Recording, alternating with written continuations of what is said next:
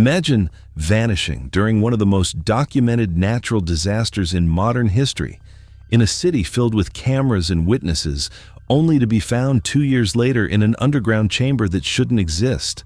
Your body positioned in a way that defies every natural law of death and decomposition. This is the story of Rebecca Hayes, a 29-year-old environmental scientist who disappeared during the 2014 South Napa earthquake while hiking alone in the Presidio. When urban explorers accidentally broke through a false wall in an abandoned military bunker in 2016, what they found didn't look like a corpse. It didn't look like a mummified body. It looked like something else entirely, something that would make forensic experts question everything they thought they knew about death. The mystery of how Rebecca Hayes ended up in that chamber and what was done to her body before and after she died would expose one of the darkest minds in San Francisco's history. On August 24, 2014 at 3:20 in the morning, the largest earthquake to strike the San Francisco Bay Area in 25 years jolted the region awake.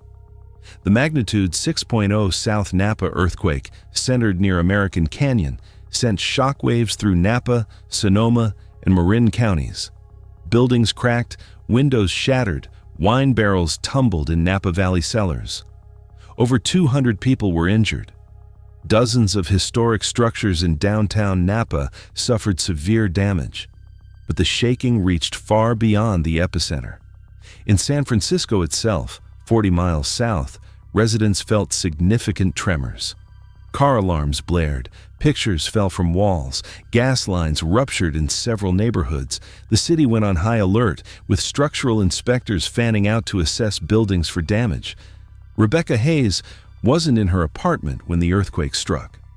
She was in the Presidio, San Francisco's sprawling former military base turned national park, on the second day of a solo backpacking trip. Rebecca was a woman who thrived on solitude and nature. At 29, she worked as an environmental scientist for the Bay Area Air Quality Management District, studying pollution patterns and advocating for cleaner air regulations.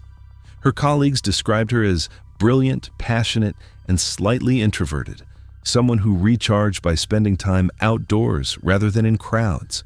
She lived in the Richmond district, in a small studio apartment filled with plants, field guides, and hiking gear. Her weekends typically involved hitting the trails, Marin Headlands, Mount Tamalpais, Point Reyes.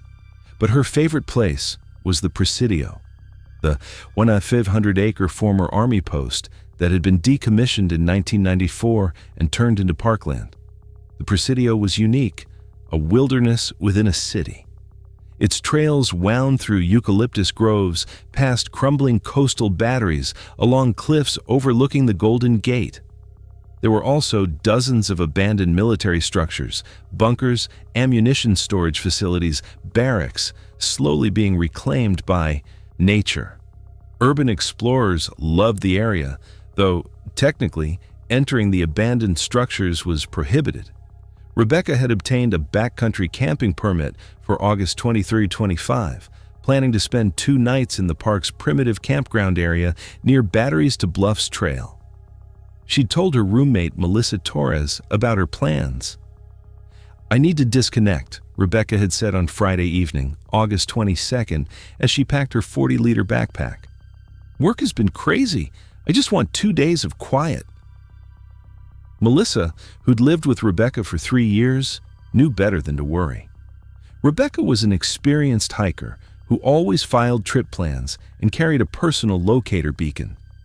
She'd hiked alone dozens of times without incident. On Saturday morning, August 23rd at 7:45 a.m., Rebecca sent Melissa a text. "Starting hike, weather perfect. See you Monday evening." A photo accompanied the message. Rebecca at the Presidio gate, smiling, wearing a gray tank top, black leggings, and a San Francisco Giants cap, her auburn hair pulled back in a ponytail. That afternoon, another hiker, Marcus Chen, encountered Rebecca on the Batteries to Bluffs Trail around 3 p.m. They'd chatted briefly about the view, the wildflowers, the unusual warmth for August. Marcus later told investigators that Rebecca had mentioned wanting to explore some of the old coastal batteries before heading to her campsite. She seemed totally fine, Marcus said, happy, relaxed, no indication anything was wrong. That was the last confirmed sighting of Rebecca Hayes. Early Sunday morning, August 24th, at 3:20 a.m., the South Napa earthquake struck. The Presidio, built on varied geology including landfill and bedrock, experienced moderate shaking. Trees swayed, soil shifted, and somewhere in the darkness, among the trails and abandoned structures, Rebecca Hayes vanished. When she didn't return home Monday evening as planned, Melissa initially assumed she'd extended her trip. Cell service in parts of the Presidio was spotty. But by Tuesday morning, when Rebecca hadn't shown up for work and wasn't responding to calls or texts, Melissa contacted the National Park Service. Park rangers found Rebecca's car in the Presidio parking lot on Tuesday afternoon, August 26th. Her camping permit was clearly displayed on the dashboard. Inside the vehicle, everything looked normal. Her purse in the center console, keys in the ignition, a water bottle in the cup holder. She'd clearly intended to return. The search began immediately. The search for Rebecca Hayes was extensive, professional, and ultimately baffling. Within 24 hours, over 100 volunteers had joined park rangers, San Francisco police, and search and rescue teams in combing the Presidio's trails and backcountry. The weather was perfect, clear, warm, no fog. Visibility was excellent. Helicopters flew grid patterns over the park. Drones equipped with thermal cameras searched areas of dense vegetation. Search dogs were deployed, following Rebecca's scent from the parking lot along the Batteries to Bluffs Trail. The dogs led searchers to a specific area near Battery Chamberlain, one of the historic coastal fortifications built in the 1890s. The trail showed signs of recent foot traffic, and the dogs became agitated near the Battery's entrance, a dark tunnel leading into the hillside. But inside, they found nothing. The dogs circled, whined, and eventually lost the scent completely. "It's like she just stopped existing at that point," said canine handler Jennifer Wu. "The dogs had her scent clear as day up to the Battery entrance, then nothing. That almost never happens unless the person got into a vehicle, which obviously didn't happen here." The camping area where Rebecca had been authorized to stay showed no signs she'd ever arrived. No tent, no sleeping bag, no food cache. Her permit had been for Saturday and Sunday nights, but clearly she'd never made it to set up camp. Searchers checked every abandoned structure in the area. There were dozens, some marked on maps, others forgotten remnants of the Presidio's 218-year military history. Old ammunition magazines, mortar batteries, underground storage rooms, observation posts. Teams systematically entered each one, called out Rebecca's name, searched with powerful flashlights. Nothing. The first theory was earthquake-related injury. Perhaps the ground shaking had startled her on a cliff trail. Maybe she'd fallen, hit her head, and was lying injured somewhere off trail. Search teams expanded their radius, rappelling down steep coastal bluffs, checking crevices and brush-choked ravines. But there was no blood, no torn clothing, no sign of a fall. The earthquake had been significant but hadn't caused major ground failures in the Presidio. No landslides, no cliff collapses. The second theory involved the abandoned military structures. Perhaps Rebecca had been inside one when the earthquake hit. A wall could have collapsed, trapping her. Structural engineers were brought in to assess the most unstable buildings. Ground-penetrating radar was used to check for voids under rubble. Nothing. The third theory was darker. Foul play. Perhaps someone had encountered Rebecca on the trail, attacked her, hidden her body. The Presidio, despite being in San Francisco, had isolated areas where a crime could occur without witnesses. Detectives from SFPD's Major Crimes Division joined the investigation. They interviewed everyone who'd been in the park that weekend. They checked for registered sex offenders in the area. They reviewed surveillance footage from park entrances. Marcus Chen, the hiker who'd spoken with Rebecca on Saturday, was questioned extensively and cleared. His timeline checked out, and he had no connection to her. But investigators found something troubling. In the weeks before her disappearance, Someone had been leaving strange notes on Rebecca's car. Melissa, her roommate, mentioned it almost as an afterthought during an interview. "Oh yeah, she got these weird notes," Melissa said. "Like 3 or 4 times in July and early August. They'd be tucked under her windshield wiper. Just typed messages, nothing handwritten. They said things like, 'The old places remember,' and 'bunkers hold secrets.'" Rebecca thought it was just random urban explorer stuff, people trying to recruit for some exploration group. She didn't take it seriously. This information transformed the investigation.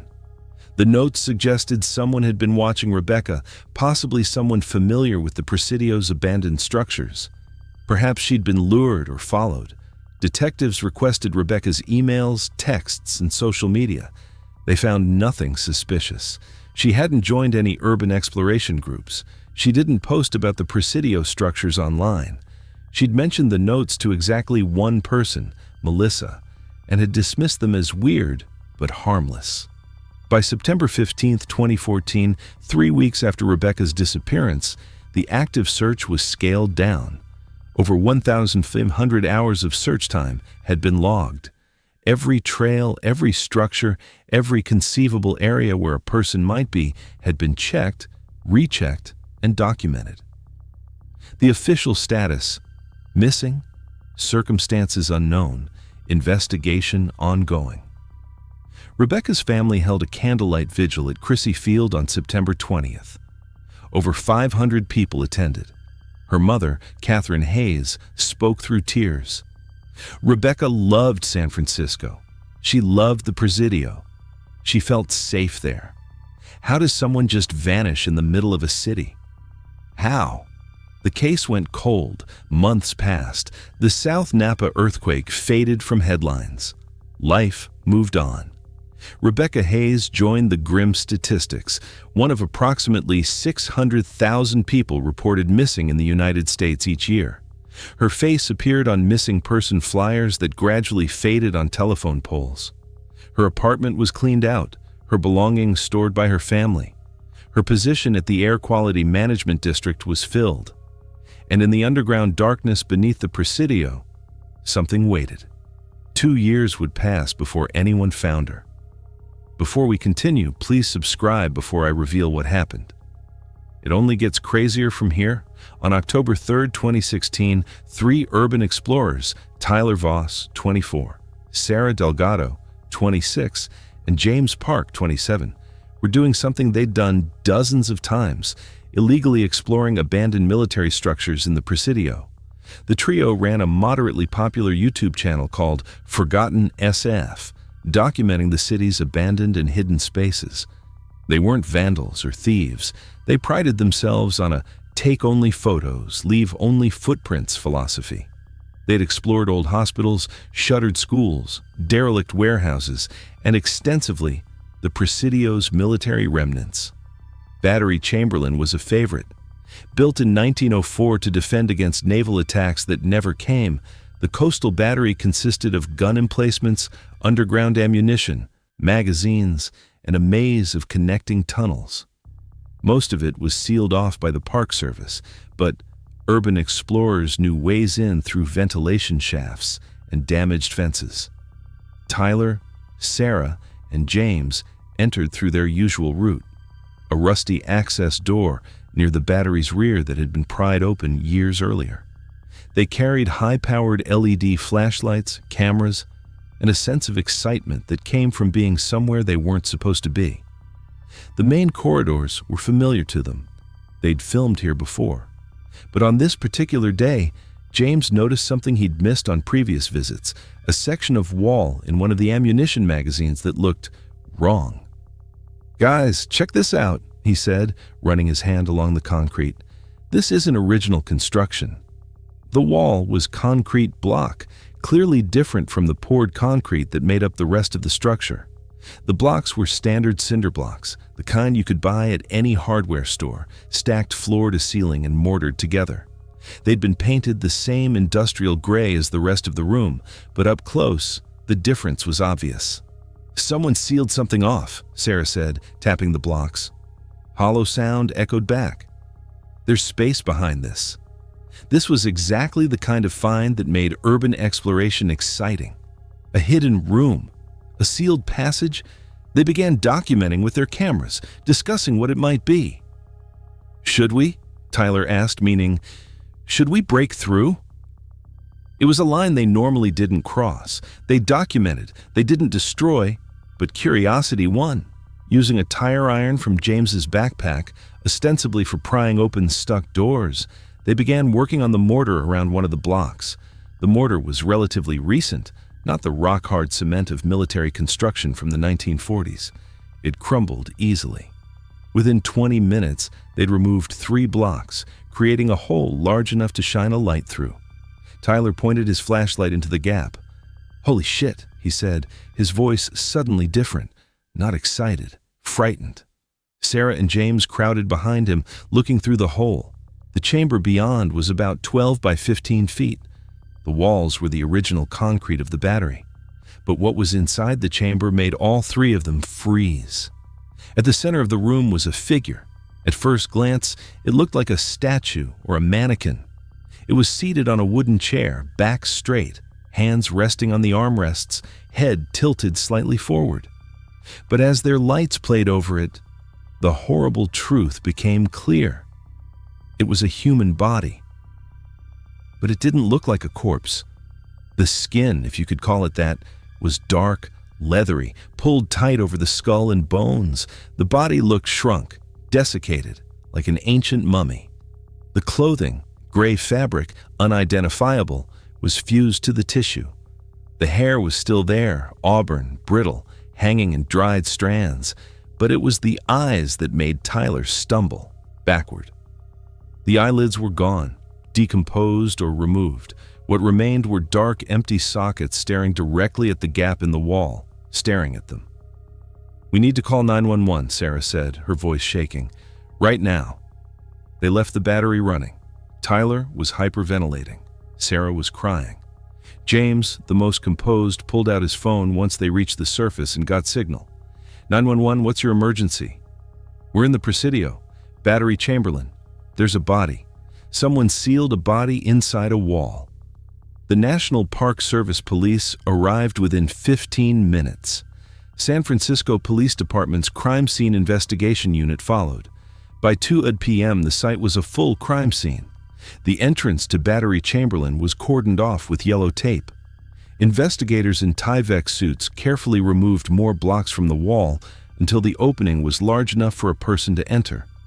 Dr. Chen Wei, San Francisco's chief medical examiner, entered the chamber first, accompanied by a crime scene photographer. The chamber was cool, dry, with no windows or ventilation. The air smelled of dust and something chemical, almost medicinal. The body in the chair was photographed from every angle. Dr. Chen's preliminary assessment, delivered via radio to the investigators outside, was shocking. "This is not natural mummification. This body has been intentionally preserved using some kind of chemical process. I'm seeing evidence of arterial injection, probably formaldehyde or similar embalming fluid. This person has been embalmed." The body was carefully examined in place before being moved. Around the base of the chair were various items: a backpack, hiking boots, a water bottle, a phone, dead, and a driver's license. The license belonged to Rebecca Hayes. The investigators outside the chamber immediately pulled up the missing person report from 2014. The physical description matched: female, 29 years old, auburn hair, last seen wearing gray clothing in the Presidio. Rebecca Hayes had been missing for 2 years and 40 days. She'd been in this sealed chamber, embalmed and positioned on a chair, mere 100 yards from where search teams had combed the area in 2014. But the most disturbing detail emerged when Dr. Chen examined the body's positioning more closely. The body wasn't simply sitting. It was posed.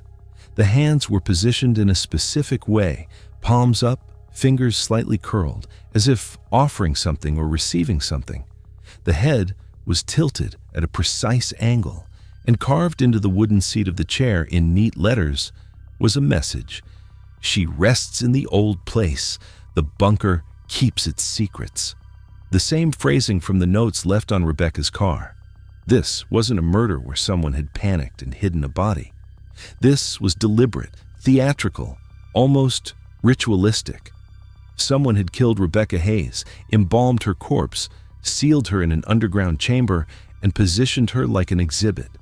The investigation that had gone cold in 2014 exploded back to life as a homicide, one of the most disturbing San Francisco had seen in decades.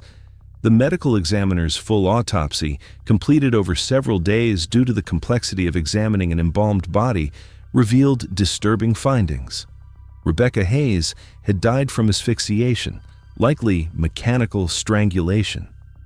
Damage to her hyoid bone and thyroid cartilage confirmed this. Time of death was estimated at late August 2014, consistent with when she disappeared. But she hadn't been killed where she was found. Lividity patterns, the way blood settles in a body after death, showed she'd been lying flat on her back for at least 12 hours after death before being moved and positioned in the chair. The embalming had been performed within 24-48 hours of death before significant decomposition could occur. It was professional quality, arterial embalming through the carotid artery and jugular vein, cavity embalming of the chest and abdomen, even tissue building to maintain facial structure. Whoever had done this had training and access to mortuary supplies. This is funeral director level work, Dr. Chen testified. Not something an amateur could accomplish. This requires knowledge of human anatomy, embalming techniques, and specialized equipment. This narrowed the suspect pool dramatically. Detectives focused on licensed morticians, funeral home employees, and anyone with mortuary science training in the Bay Area. The sealed chamber itself provided clues. The cinder blocks used to wall it off had been purchased. Investigators traced the specific type to a Home Depot in Daly City. Security footage from August 2014 was long gone, but purchase records showed someone had bought 75 cinder blocks and 10 bags of mortar on August 27, 2014, 3 days after the earthquake, 1 day after Rebecca's car was found. The purchase had been made with cash, but the customer had used a Home Depot Pro Rewards card to get a contractor discount. The card was registered to Presidio Memorial Services, a business name that didn't officially exist, but that led investigators to a legitimate business. Golden Gate Funeral Home in the outer Richmond, just a mile from the Presidio. The owner of Golden Gate Funeral Home was a 54-year-old man named Thomas Driscoll. He'd been a licensed funeral director and embalmer for 28 years. The business had been in his family for 3 generations. By all accounts, it was a respected, well-run establishment that had served San Francisco families for decades. Detectives interviewed Driscoll on October 8, 2016. He was cooperative, calm, even sympathetic to the investigation. "A terrible thing," he said. "I heard about the body being found. If there's anything I can do to help, of course." When asked about the Home Depot Pro card, Driscoll didn't deny it. "Yes, I use that for supplies. Maintenance stuff for the funeral home, not mortuary equipment." "Why?" "Someone used your card to buy materials in late August 2014, cinder blocks and mortar." Driscoll thought for a moment. "I don't remember that specifically, but I do small repair projects sometimes. The building is old. Things need fixing." "Where do you keep your embalming supplies?" "Locked in our preparation room. Industry standard security." "Has anyone else ever had access?" "Just me. I'm the only licensed embalmer who works here. We contract out cremations." The interview was cordial. Driscoll answered every question. But something felt off to Detective Meera Patel, who was leading the interview. His affect was too flat, too controlled. No normal person stays that calm when being questioned about a murder investigation. "Mr. Driscoll," she asked, "were you aware that Rebecca Hayes, the victim, lived 3 blocks from your funeral home?" A flicker. Just a tiny change in his expression. "No, I wasn't aware of that. Her car was parked on Clement Street for weeks at a time, right in front of your business." "I don't pay attention to parking. Did you ever see her?" Speak to her? I meet a lot of people in my line of work, Detective, mostly the deceased and their grieving families. I don't remember every face on the street. The interview ended. Driscoll left, polite and cooperative. But Detective Patel had a feeling. A search warrant for Golden Gate Funeral Home was executed on October 10th, 2016. What they found in Thomas Driscoll's private office in a locked file cabinet would seal his fate. A journal detailing his observations of interesting people he'd seen around the neighborhood, including detailed entries about the auburn-haired woman who parks on Clement Street and walks toward the Presidio every weekend. Typed copies of the notes that had been left on Rebecca's car, stored in a folder labeled Invitations. Photographs of Rebecca, taken with a telephoto lens, showing her hiking in the Presidio on various dates in July and August 2014. Receipts for embalming supplies purchased in excess of what his business records showed were used for client services. A map of the Presidio with Battery Chamberlain circled and the notation, Chamber 3, adequate isolation, historical significance, appropriate for long-term installation. And most damning, a photograph of the sealed chamber, taken from inside, showing Rebecca's embalmed body positioned on the chair. The photo's metadata showed it was taken on August 30th, 2014, 4 days after her disappearance. Thomas Driscoll was arrested at his home on October 11th, 2016. During his interrogation, Driscoll was initially silent, exercising his right to counsel. But after his attorney arrived and after being shown the evidence, particularly the photograph, he began to talk. Not defensively, but almost eagerly, as if he'd been waiting to explain himself. "I didn't want her to decompose," he said. "That's the tragedy of death, isn't it? The body corrupts. Beauty fades. I wanted to preserve her exactly as she was in that moment." "What moment?" Detective Patel asked. "The moment she understood."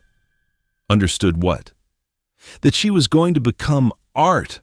Thomas Driscoll's confession, delivered over 3 hours, revealed a mind that had been planning this for years. He'd worked in the death industry since age 26, taking over his father's funeral home. He'd embalmed thousands of bodies, and somewhere along the way he'd developed what he called an appreciation for the aesthetic of preservation. "Most people fear death," he said. "They want to hide from it, rush to burial or cremation, forget the body exists. But I see the artistry in it. The way preservation techniques can stop time, can maintain form indefinitely. The ancient Egyptians understood this. Modern mortuary science has perfected it." He'd been watching Rebecca for months.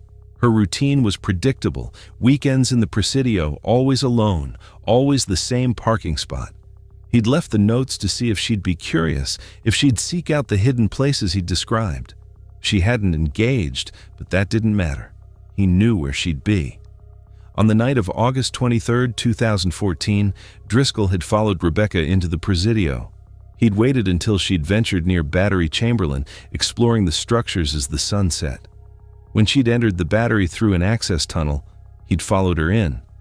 "I used a garrote," he said, matter-of-factly. "Quick, relatively painless. She probably lost consciousness in under a minute.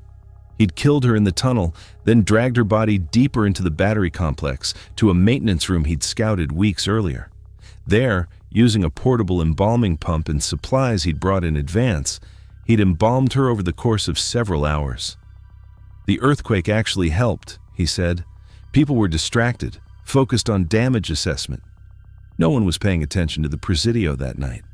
He'd kept her body in the maintenance room for 3 days while he prepared the chamber, breaking through an interior wall to create a separate space, bringing in the chair, positioning everything perfectly. On August 27th, he'd moved her to the chair, posed her hands, arranged her belongings around her. Then, he'd sealed the wall, 75 cinder blocks, 10 bags of mortar, working through the night. By dawn, on August 28th, the chamber was sealed. Rebecca Hayes had become what Driscoll called his most successful installation. "Why her?" Detective Patel asked. "She was beautiful, vital, alive in a way most people aren't. She deserved to be preserved in that state, not rotting in a grave, not burned to ash, preserved as she was, forever. "There's nothing beautiful about what you did," Driscoll smiled. "You're not an artist. You wouldn't understand."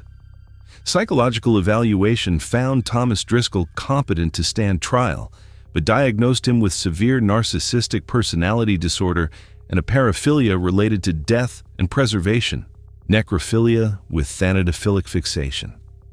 He'd rationalized murder as a form of artistic expression with no empathy for his victim or her family. The question remained, had there been others? Investigators reopened every unsolved disappearance in San Francisco over the past 20 years. They brought ground-penetrating radar to Battery Chamberlain and other abandoned military structures. They searched Driscoll's property, his funeral home, his vehicles. They found no additional victims, but in his journal, there were entries describing other potential subjects, people he'd watched and photographed but never acted on. Rebecca, he'd written, had been the perfect opportunity presented by chaos. The earthquake had been his cover. The search operations had been his camouflage.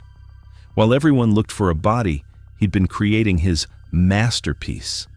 Thomas Driscoll was charged with first-degree murder, kidnapping, and multiple counts of abuse of human remains. The trial of Thomas Driscoll began in May 2017 in San Francisco Superior Court. Media attention was intense. The case had every element that attracts coverage: a cold case solved, a seemingly normal professional revealed as a killer, and the macabre detail of the embalmed body posed like an exhibit. The prosecution, led by Assistant District Attorney Karen Chen, faced an unusual challenge. There was no question about guilt. Driscoll had confessed. There was physical evidence, photographs, his own journal. But they needed to convey to the jury the calculated, predatory nature of what he'd done, to prevent the defense from painting him as mentally ill and deserving of sympathy. "This is not a man who snapped," Chen told the jury in opening statements. "This is a man who stalked his victim for months, who left notes on her car to manipulate her, who brought embalming equipment into an abandoned military bunker and waited for the opportunity to strike, who killed her, preserved her body with professional skill, and sealed her in a tomb where he thought no one would ever find her. This is premeditated murder in its most calculated form." The evidence was overwhelming. The photographs of Rebecca taken without her knowledge, the journal entries describing her as a subject, the notes left on her car, the receipts for supplies, the photograph of her posed body, and most damning, his own detailed confession. Dr. Chen Wei, the medical examiner, testified about the sophisticated embalming work. This wasn't amateur preservation. Mr. Driscoll used the full arterial and cavity embalming process. He injected preservative fluid through the carotid artery, drained blood through the jugular vein, used trocar to aspirate and inject the organs. This is exactly what we do in mortuary preparation, except we do it with consent and respect for the deceased. He did it to a murder victim to create what he called art. Catherine Hayes, Rebecca's mother, testified about the 2 years of not knowing. "We hoped she was alive somewhere, even though we knew it was unlikely. We hoped she'd lost her memory or been injured and couldn't contact us, or had chosen to start over somewhere new. We held on to any possibility because the alternative was too painful. Finding out she was dead was terrible. But finding out what he did to her after death, that she was posed like a doll in an underground room, treated like an object for his twisted obsession, that was a whole different kind of agony." The defense, led by public defender Michael Rodriguez, attempted to argue diminished capacity. Their psychiatrist testified that Driscoll's paraphilia had impaired his judgment, that he genuinely didn't understand his actions were wrong because he viewed them through the lens of artistic expression. "He sees death differently than we do," the defense psychiatrist said. "His years working with corpses desensitized him to normal boundaries. He developed an obsessive fixation on preservation that overrode his moral reasoning. But the prosecution's rebuttal was straightforward. They showed that Driscoll had run a successful business for 28 years, working with grieving families, following all legal and ethical guidelines for handling remains. He'd never had a complaint, never violated professional standards in his paid work. He knew right from wrong. He just chose wrong when he thought he could get away with it. He didn't think rules applied to him when it came to his art, Ada Chen argued. But he followed rules perfectly when it served his business interests. That's not mental illness. That's sociopathy. The most disturbing testimony came from the 3 urban explorers who'd found Rebecca. Tyler Voss broke down on the stand, describing what he'd seen through that gap in the wall. "I have nightmares about her face, about those empty eye sockets staring at us, about how calm she looked, just sitting there in the dark. She'd been alone in that room for 2 years, 2 years in the dark, and he put her there." The jury saw the photograph of the chamber. They saw Rebecca's positioned body, her hands palm up as if in offering or surrender. They saw the carved message on the chair. "She rests in the old place. The bunker keeps its secrets." He wanted her to be found eventually, Ada Chen said. That's why he carved that message. That's why he created this elaborate installation. He wanted recognition for his art. Well, this jury has the opportunity to give him recognition as a murderer. The trial lasted 4 weeks. Thomas Driscoll sat emotionless through most of it. He'd occasionally take notes. Sometimes he'd look at the photographs of his victim with what appeared to be appreciation, not remorse. When given the opportunity to testify in his own defense, Driscoll declined. His attorney advised against it, knowing that his flat affect and inability to express appropriate emotion would only confirm the prosecution's narrative. The jury deliberated for 6 hours. On June 14, 2017, they returned a verdict, guilty on all counts. Judge Margaret Lawson addressed Driscoll before sentencing. "Mr. Driscoll, you are an educated man who spent your career helping families honor their deceased loved ones. You understand death, you understand grief, you understand the sacred trust placed in those who handle human remains. You violated that trust in the most heinous way imaginable. You murdered a vibrant young woman who had her whole life ahead of her. You embalmed her corpse and posed it like a trophy. You sealed her in an underground chamber and left her there like she was nothing more than a discarded object. There is no art in what you did. There is only cruelty, narcissism, and evil. The sentence, life in prison without the possibility of parole, plus 15 years for the additional charges." Thomas Driscoll showed no reaction. As bailiffs led him away, he turned to look one last time at the photograph of his victim displayed on the courtroom screen. His expression was unreadable. Battery Chamberlain was closed to the public indefinitely after Rebecca Hayes' body was discovered. The National Park Service conducted a comprehensive structural survey and sealed every entrance to the underground portions of the battery complex. The chamber where Rebecca had been found was filled with concrete, ensuring no one would ever enter it again. A small memorial was placed at the Batteries to Bluffs trailhead near where Rebecca was last seen alive. The plaque reads, "In memory of Rebecca Hayes, 1985-2014, environmental scientist, nature lover, beloved daughter and friend. She sought peace in these hills and deserved to find it. May she rest now in true peace." Rebecca's body, after being held as evidence for months, was cremated per her family's wishes. Her ashes were scattered at Ocean Beach, where she used to run every Sunday morning, and at Point Reyes, her favorite hiking destination. Catherine Hayes established the Rebecca Hayes Memorial Fund, which provides college scholarships for women studying environmental science. Rebecca wanted to make the world cleaner and safer, she said. This is how we keep her mission alive. The 3 urban explorers who found Rebecca, Tyler, Sarah, and James, shut down their YouTube channel permanently. "We can't go back into those places," Sarah said in their final video. "Every abandoned building, every sealed room, every dark tunnel, we'll always wonder what's hidden there. We'll always remember what we found. This is where forgotten SF ends. Golden Gate Funeral Home was closed and sold. The building is now a boutique hotel. A historical plaque outside mentions its 90 years of service to the community, but makes no reference to Thomas Driscoll or what happened in 2014. Thomas Driscoll is serving his sentence at San Quentin State Prison. According to prison records, he spends most of his time in the library and has taken up oil painting. He's painted several self-portraits.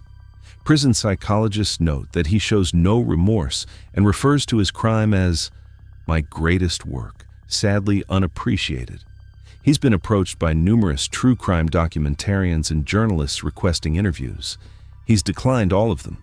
His attorney says, Mr. Driscoll believes his artistic vision was misunderstood and has no interest in explaining himself to a society that lacks the capacity to appreciate what he created. The Presidio remains one of San Francisco's most beloved parks. Over 10 million people visit annually, hiking its trails, exploring its history, taking photos of the Golden Gate Bridge from its scenic overlooks. Most have no idea that in 2014, one of its abandoned batteries became a tomb. But among urban explorers and those who knew Rebecca, Battery Chamberlain has become infamous, a place where curiosity about hidden spaces collided with one man's deranged concept of art, where the earthquake that sent thousands of people into the streets provided cover for murder, where a young woman's body was transformed into what her killer called a permanent installation in the darkness beneath the city. The notes that Thomas Driscoll left on Rebecca's car, "The Old Places Remember" and "Bunkers Hold Secrets," have taken on a darker meaning. They weren't invitations to explore, they were warnings and prophecies. Park rangers now conduct regular inspections of all accessible abandoned structures in the Presidio. Any unauthorized modifications, sealed walls, new construction, blocked passages are immediately investigated and photographed. The fear, never spoken aloud but always present, is that Driscoll was telling the truth when he said Rebecca was his most successful installation. Most successful. Not only, no additional victims have been found, but investigators reopened several cold cases of missing women who'd been last seen near the Presidio or other parks with abandoned military structures. They searched Battery Godfrey, Battery Marcus Miller, Battery Boutel. They used cadaver dogs, ground-penetrating radar, structural engineers. They found nothing. But the absence of evidence isn't evidence of absence. The question haunts the families of those still missing. How many sealed chambers are there? How many walls were built that no one has knocked down yet? How many installations are waiting in the darkness? In 2019, an anonymous letter was delivered to the San Francisco Chronicle. It contained no return address, just a typed message. Preservation is the highest form of respect for beauty. The temporary made permanent, the perishable made eternal. One chamber was found. The city has hundreds. Some secrets prefer to remain secret. Some art was never meant for light. The handwriting analysis was inconclusive. The paper was generic. The postmark showed it was mailed from Oakland. It could have been a hoax. Thomas Driscoll was in prison with no access to mail without monitoring. But it could have been real. And that possibility that others might have followed his philosophy, or that he'd had accomplices, or that there were more victims still hidden, ensures that Battery Chamberlain's chamber won't be the last to be opened. The Presidio stands as it always has, beautiful and sprawling, its trails winding through history. Visitors hike past the old batteries, snap photos at the overlooks, picnic on the bluffs, children play on the beaches, tourists marvel at the Golden Gate Bridge, and beneath their feet, in the sealed tunnels and forgotten rooms of a military installation that once defended against threats from the sea, the concrete walls hold their secrets close. Some have been found, others wait in the cold darkness, in chambers no light has reached in decades, behind walls that were built not to keep people out, but to keep something in. Rebecca Hayes rests in peace now, her ashes scattered in the places she loved. But for 2 years, she rested in a place she never would have chosen, posed like an exhibit, preserved like a specimen, treated like an object by a man who saw murder as medium and death as canvas. The old places remember. The bunkers hold secrets. And sometimes, when urban explorers break through walls they shouldn't, when construction workers tear down structures slated for demolition, when earthquake damage cracks open sealed passages, sometimes those secrets finally escape into the light.